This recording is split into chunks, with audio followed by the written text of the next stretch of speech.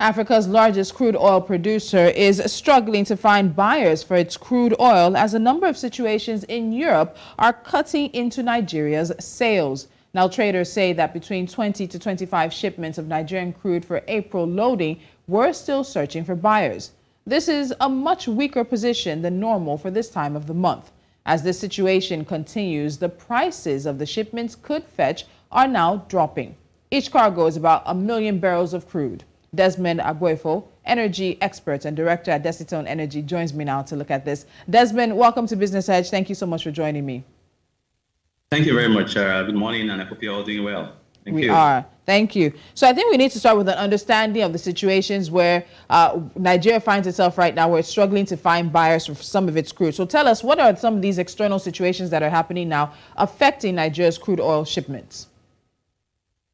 Great. I mean, we've seen in very recent times, first of all, the Nigerian government has done a bit well, I must say, in the last few weeks, or few months. We've seen an upshoot in our daily production today.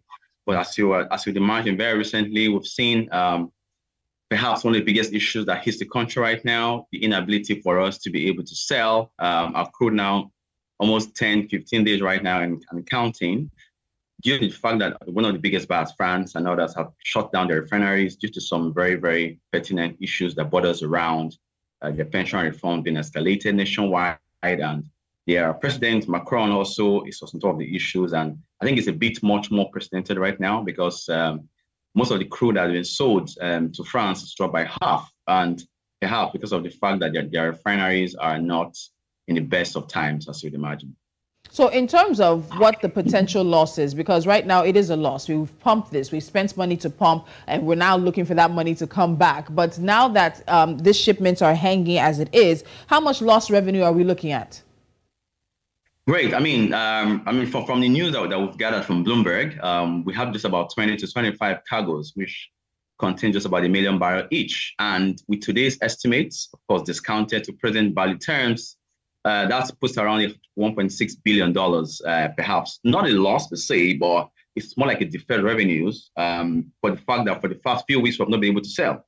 And that's on the low end. And then on the high end, if we take it in context within the new oil prices that is shooting up right now, and with the current exchange rates, just about 900 billion, just on the far end of that. So it hovers between 720, 900 billion in value just in the last few days, as revenue that's been deferred for the government to give. What are the alternatives if we see this issue with France in terms of the pension reform protest, the refinery workers being on strike? Of course, there's also some maintenance, I gather, at some other refineries around Europe. What then are the other options? Because people would ask, okay, it's been pumped, it's not going back into the ground. We need to make sure that these deferred revenues make their way into Nigeria. What are the options available to the country? Right. I think it's something that that should be taken a bit lightly, not too much on a high end level.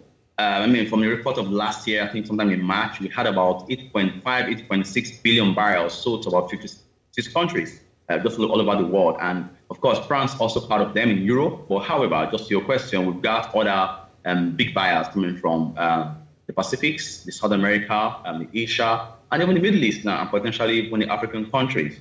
And just to put the numbers in context, sometime last year, the Indian market got just about 703 billion naira worth of purchase from the Nigerian government. And Spain, just about 500 billion. Netherlands, just about 230 billion. And of course, that also comes with the whole push around the fact that the OPEC new quota is trying to be a bit more positive right now from the government's perspective. And we see that as a positive development to ensure that we can sell to other new players in the market. So do you have hope that these shipments that are currently, let's say, on the seas as it is, on the way somewhere, will find a buyer, will find a soft landing? Absolutely. Absolutely. Sometimes, these things happen. Of course, there's always the issue around the spot market and the forward market prices. But what we see is a bit of a renewed hope, I must say, perhaps not to defer longer than necessary for us to ensure that we can sell. So case in point, we've seen very recently that the issues has been on for about 3 weeks, and it's been clear that the energy minister of France has said that the issue will not linger more than 3 weeks or 4 weeks from today's date. So, I mean, that gives us enough room to re-strategize and replan and put our context together to ensure that we can deal with other new markets as they come.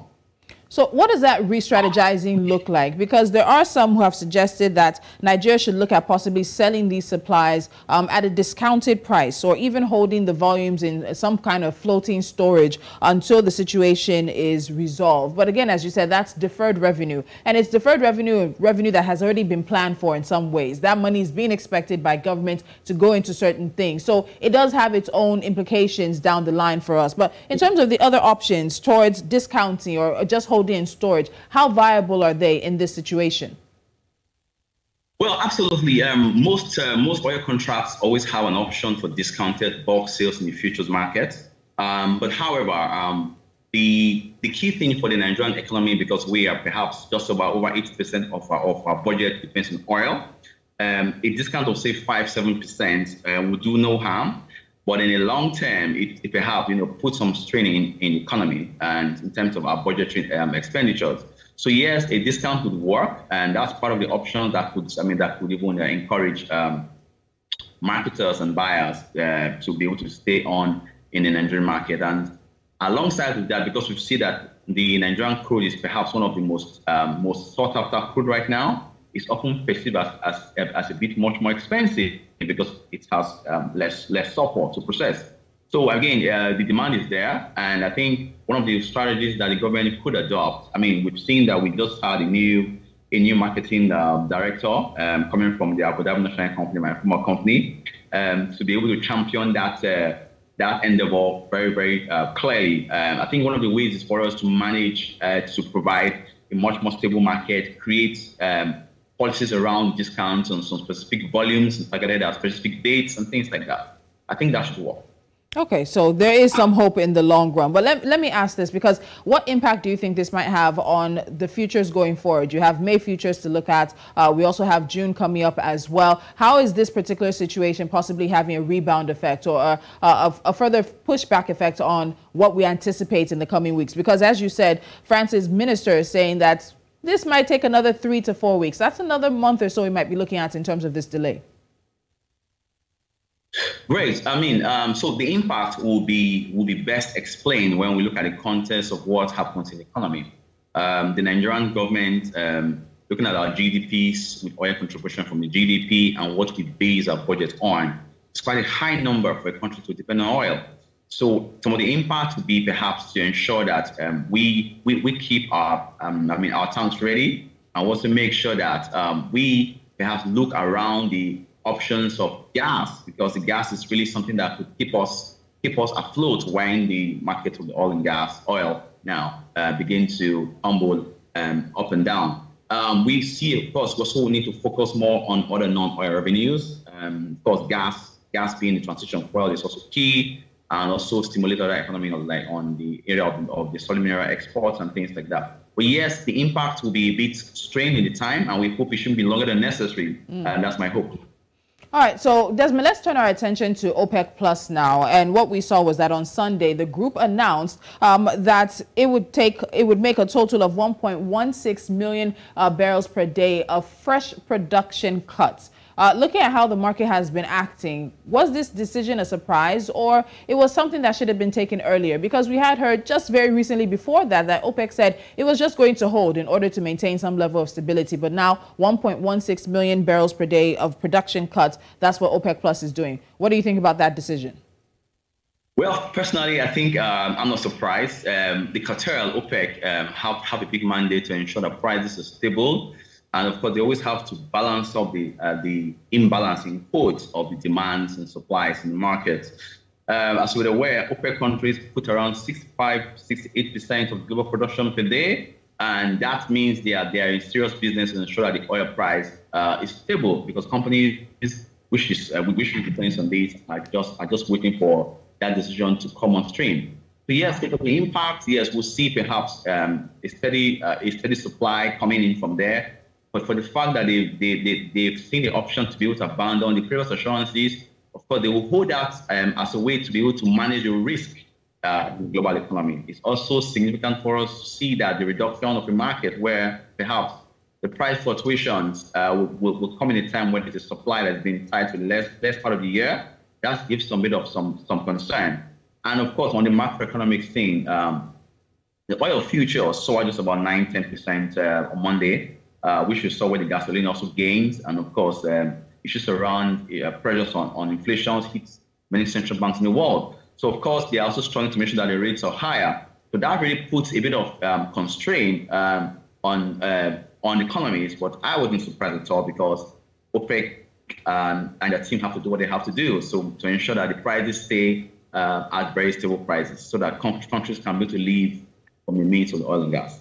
And of course, it is a situation where we're continuing to feel the global economic headwinds from the Russia-Ukraine crisis and high inflation and cost of living around. But let's say what Saudi Arabia. So Saudi Arabia said they're going to cut 500,000 barrels per day and said the move was a precautionary measure aimed at supporting the stability of the oil market. Now, this reduction is also on top of Russia's current 500,000 barrels per day cut, which has now been extended until the end of the year. So this decision now taken outside of what is their typical meeting, do you think is really going to achieve what OPEC Plus hopes that it will achieve? You talked about that stability of the market prices in order for countries to be able to just have a stable footing. Will we be able to see this? And how long do you think these cuts will also last? Well, to your very last question, we expect the issue not to last longer than necessary. Purely on the back of the fact that demand is often what drives the business. Supplies are there, but the demands will really drive what the prices look like in the market. So technically, I mean, even coming from an economic perspective, most economies depend on oil revenues. And the risk of the oversupply, I mean, if we have perhaps a flood in the market by OPEC countries, which means that they have to sell at a lower than expected price. And of course, countries that depend on this product will even experience greater risk. And yes, so to your question around the Saudi Arabia, I mean, they do about 11 million barrels a day. They have a buoyant reserve, and they are quite stable in their production in the last 5 years. But however, the slower demand will mean that the kingpin of OPEC would have a risk-averse market availability. And the global market, of course, depends a lot more on what is coming out from these big producing nations to balance up demand of supply. And of course, it also sets a bit of some precautionary cuts in consideration of the production that might be perhaps unsteady as we see in the coming future. All right, Desmond, one final question before I let you go. Now, we see OPEC Plus decision for the cuts also seems to signal that it expects global oil demand to slow sometime this year. And that seems sort of a contradiction. We have China coming out of its very strict COVID-0 policy, expectations that would have spurred at least some level of uptick with the global oil demand. But that may not be happening. And then when you look at this slowdown in demand, what do you think it means for a country like Nigeria? How will these cuts impact Nigeria? And in terms of the global demand, do you also actually see it continue to struggle to stabilize as the year continues?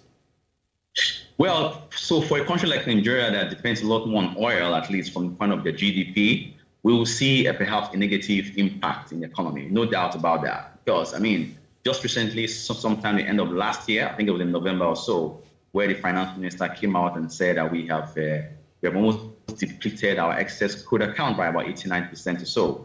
And if you look at the numbers coming from 2014, it's about $4.55 billion. And in 2022, it's just less than $500,000. So, I mean, just in context around the Nigerian economy, it shows that we are in a position of trying to struggle with those kind of measures, because really the reserve is supposed to support, every extraordinary expense that we see in the economy.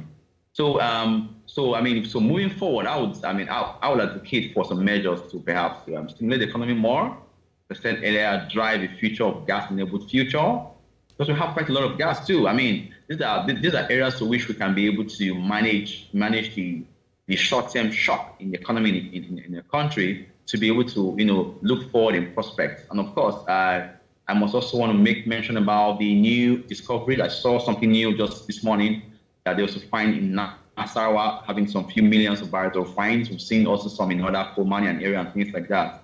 So these are some of the efforts to which would encourage more development in the space, and it translates to revenues long term for production, so for the countries to bank upon, so that we can be able to ease off the threats and the risk of perhaps these issues we see on the global scene.